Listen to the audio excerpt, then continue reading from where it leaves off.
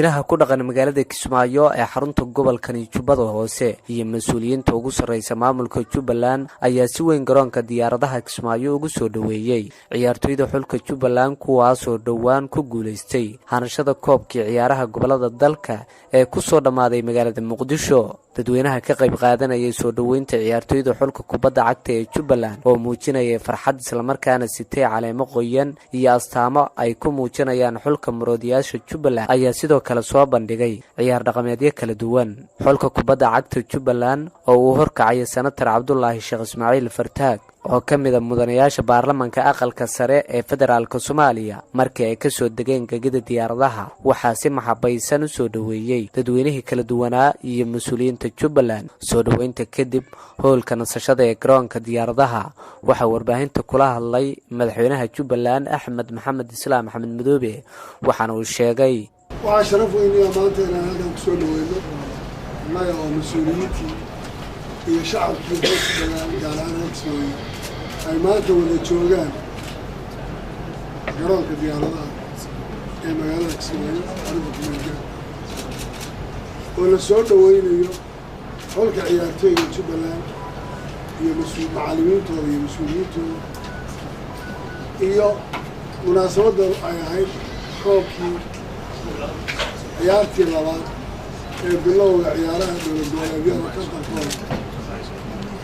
oo sanadkii labaad oo ay noqotay inay nasiib u yeelato Jubbaland inay qaaday iyadoo sanadkii koowaad ciyaaraha la bilaabay Puntland qaaday. waxaan leeyahay waa mid sharaf weyn oo xulkana aan ugu mahadcelinayo ciyaar wanaagga akhlaaqda wanaagsan iyo isku xidhnaanshaha ciyaartooda oo bacdallaahi ka sokow ay sabab u ahaayeen iyaga iyo macallimiintooda dadaalka ay muujiyeen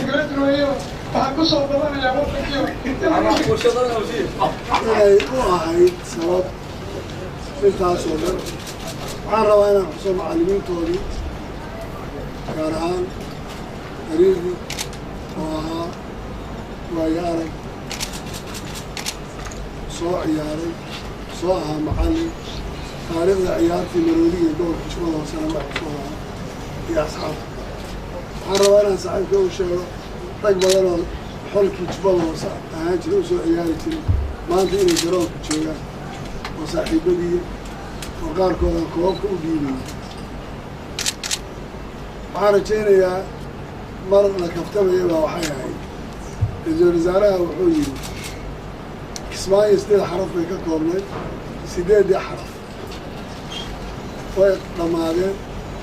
Jubbaland baa 9 xaraf ka kooban xarafkii 9aad koobkan u ahaa intaasay 9 ugu dhantay. waxaan rabaa inaan taa kaftankeeda ku bedelo Jubbaland 9 xaraf bay ka kooban tahay koobkii koowaad baa la bilaabay 8 kala dhiman. waan u mahadcelinayaa xildhibaanada iyo senatarada dad badan oo maanta koobka wax ka soo sameeyay gabdhiyo wiilal bale oo fadhiyood garanaysaan iyo intii gobolka Banaadir joogistiisii dowladda federaalka iyo xubnihii kale xubnihii qiimaha lahayn loo qabtay intaba waxaan rabaa inaan aad ugu mahadceliyo. weliba prime ministerka iyo mas'uuliyiintii guud ahaan ka soo qayb gashay.